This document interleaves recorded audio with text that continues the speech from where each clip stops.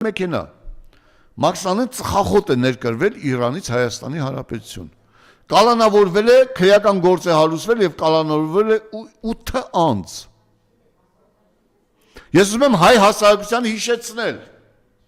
19 թվականին 4 ինքնաթիռ Մաքսանեն սիգարետներ որ բռնեցին Ռուսաստանի Դաշնությունում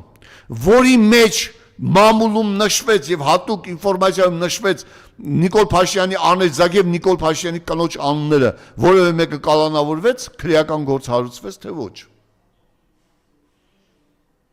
Նիկոլ Փաշինյանի իշխանության օրոք բռնաբարվում է արդարադատությունը։ Քրեական գործեր են հարուցվում մանկուրտ, ստրկամիտ, գարշելի, կոռումպացված եւ իշխանաստրուկ քննիչների կողմից։